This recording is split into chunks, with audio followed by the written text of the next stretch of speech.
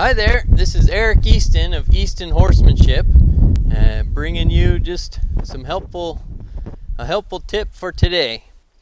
And I wanted to talk to you a little bit about having a horse and the importance of being able to lower their head fairly easily so that it doesn't take a whole lot to get it done. And it's really something good to work with your horse and make it something that's really reliable.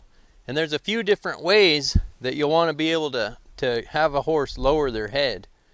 And the first way is kind of with the lead rope. And if you're down kind of below them, and see if you can just get them to drop their head just a little bit. And if you work at this and just kind of don't like try to pull them down, just try to have a little bit of pressure, and you might even just a little bit side to side until they give you just a little bit of a lowering of their head. And every time that they lower, just reward it a little bit until pretty soon your horse, they start to get their head pretty low. And you'd like to have it to where they'd be able to keep their head down there. So I just kind of fix it up and release it. See how his head's going up and down. And there, when it finally decides to commit to going down, that's when like all the pressure comes off. And you see from my horse licking his lips there that he kind of got the idea.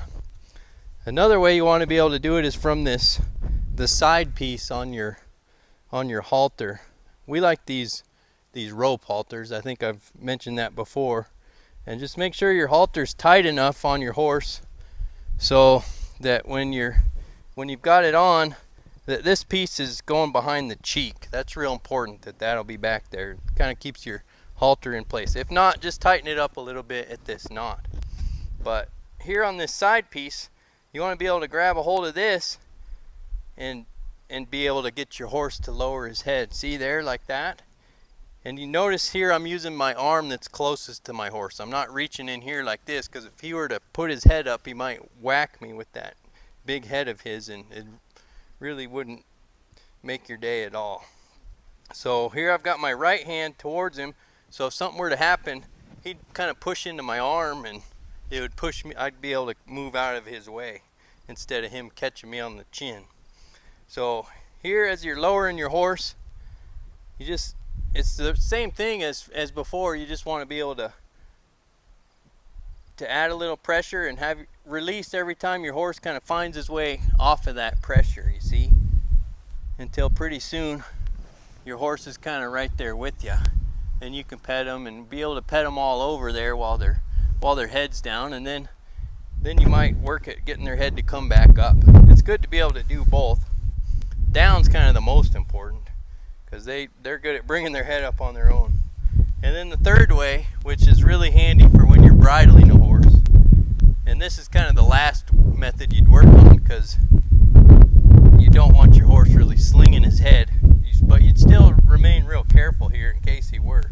But here I'd have my hand kind of right just ahead of where your halter sits on the back of their head there, kind of behind their ears, up in that pole area, and you just gently kind of put your hand on there and see if your horse will kind of lower. And if you're really struggling with that and you've done your homework, you can kind of add to both. You could go back to this side piece while your hand's on top of their head and see if you could get them to lower just a little bit. So see that, how you can kind of help work them, have them find their way down and off of the pressure. So that's going to be real handy when you go to bridle your horse. His head's not way up in the air, and you can bridle him kind of down in here, and because not everybody's 6 foot tall like I am, so you might have a kid put the bridle on sometime, and you'd want them to be able to have their head real low like this. So, but bridling, that's a whole different deal. We can talk about that another day. I wanted to mention to you about this lowering of their head. And then as that kind of progresses and you get that going really reliably well, see like how he'll lower his head there with me not asking too much, and then I can bring his head up. you might start to work your hand back down the neck here and see if you can get him to lower. And here I kind of go a little bit back and forth until see him start to lower. Every time he might lower a bit, my pressure had come off, and this back and forth kind of movement eases up. And if they're really not getting it, you can slowly slide your hand forward, see here, like this, till you'll kind of reach a position where you've got quite a bit more leverage, and it's a little bit easier to help your horse work their head down here. And you'd like to have it to where they're really not resisting you at all. See here, he's still kind of resisting me. So I'm just going to kind of stay at it here, and don't, once you start something like this, you can't really quit. The pressure's on, and I can't really ask him to quit until he finds his way off of there. So see, and he kind of startled and his head came up, and then he found his way back down. And that's a lot of why you do this too, because that's what horses will do when they startle. You see that head comes right back up, and it's good to be able to tell a horse, no, you don't worry. A lot of this can be really calming to a horse, being able to lower their head like this.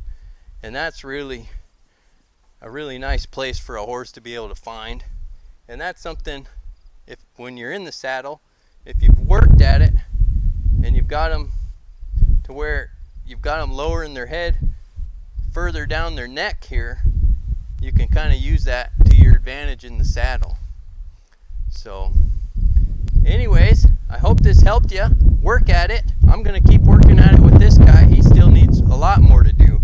I want it just reliable as all heck, so that when I ask him, he's just immediately to bring his head clear down way low, so that it's not going to be, there's going to be no issue. I wouldn't worry about whether or not I'd get it done. So keep working at it, get that real solid. I'm sure it'll help you out a ton. So anyways, this was Eric Easton with Easton Horsemanship.